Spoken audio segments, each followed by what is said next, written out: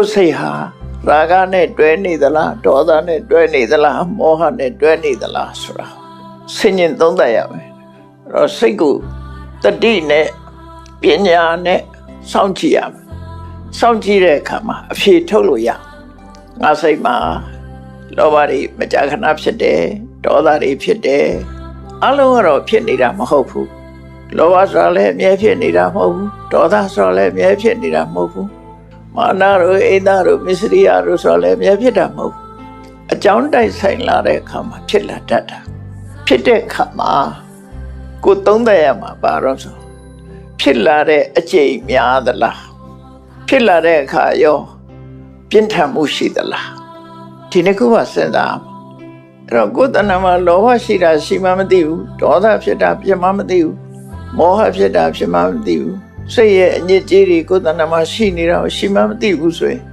အဲ့ဒီပုဂ္ဂိုလ်ဟာသိတောင်မှမသိတော့ဘယ်လိုလုပ်ပြီးတော့ကြိုးစားမလဲဘယ်လိုလုပ်ပြီးဖယ်ရှားဖို့ဆိုတာဖြစ်နိုင်မလို့လောဘဖြစ်တာဘာကြောင့်ဖြစ်တာတော့ဆိုအိဋ္ဌယုံပေါ်မှာ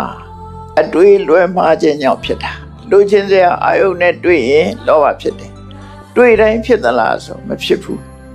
လူချင်းစရာအာယုန်နဲ့လည်းတွေ့တယ်အတွေးကလည်းလောဘနဲ့တွေးမိတယ်ဆိုရင်ဖြစ်လာတယ်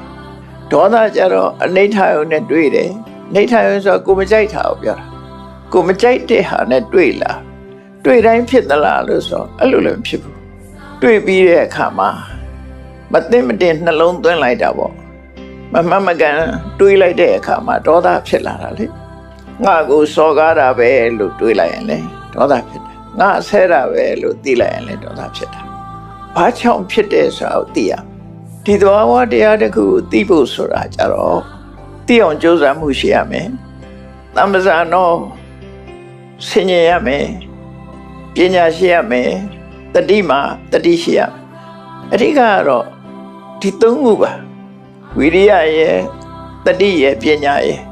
ဒီသုံးခုပေါင်းစပ်လိုက်မယ်ဆိုလို့ရှိရင်တော့ကိုယ်တဏ္ဍာမှာလောဘဖြစ်ရင်လည်းဖြစ်တယ်လို့သိလိုက်တယ်ဒေါသဖြစ်ရင်လည်းဖြစ်တယ်လို့သိရအဲ့ဒီသိတာဟာသူ့ကိုတားဆင်းခြင်း